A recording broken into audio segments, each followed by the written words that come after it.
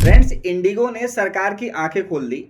उसने बता दिया कि किस तरीके से मार्केट में मोनोपोली क्रिएट करके और अपनी मनमानी की जा सकती है। सरकार को झुकना पड़ा आखिरकार।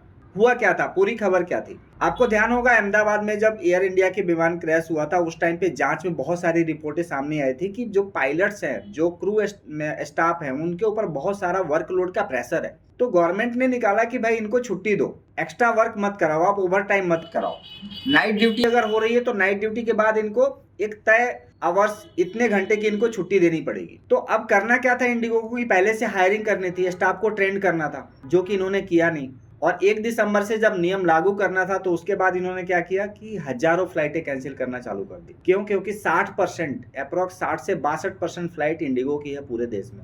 लगभग 2300 फ्लाइट डेली रन करते हैं। अब लोग परेशान हुए, घंटों फ्लाइट देरी से चल रही है, फ्लाइट कैंसिल हो रही है, पता ही नहीं है क्या होना है क्या नहीं होना है, लोगों के लगेज पड़े हुए हैं। यहाँ तक कि महिलाओं के रोने की वीडियो सामने आई कि एयरपोर्ट पे महिलाएं रो रही हैं कि कैंसिलेशन के पैसे छोड़ो, हमारे तो सामान ही वापस कर दो। लोगों के सामान गुम हो गए, बहुत सारी चीजें आई। अब इसी में क्या हुआ कि अब गवर्नमेंट ने क्या बोला कि भाई 10% की फ्लाइट की कटौती करो, बाकी आप रन करो। यानी तकरीबन डेली 220 फ्लाइटें कम उड़ेंगी इंडिगो की। अब इसकी वजह से सरकार और इंडिगो की डायरेक्ट टक्कर हो रही है। और स्टॉक कहां गिरा? 5900 से, आपको ध्यान होगा 1 दिसंबर को 5900 था इंडिगो का स्टॉक और आज के डेट में 4800 आ गया। नया लो बनाया आज इंडिगो ने।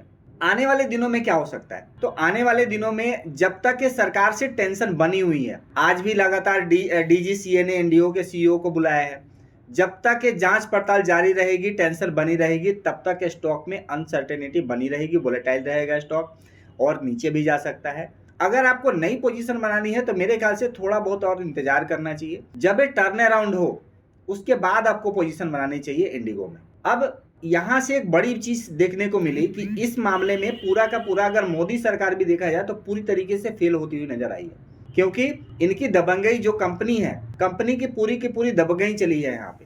कंपनी क्या चाहती है कि भाई हम नहीं भरेंगे, नई भर्ती नहीं करेंगे, अपना खर्चा नहीं बढ़ाएंगे, हम तो ऐसे ही चलाएंगे। अब यहाँ पे एक चीज और हो सकती है कि सरकार नए विकल्प तलाश रही है।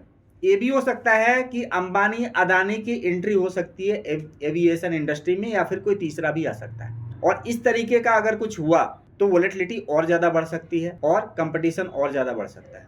तो देखते हैं फ्रेंड्स आगे क्या होता है इंडिगो के स्टॉक।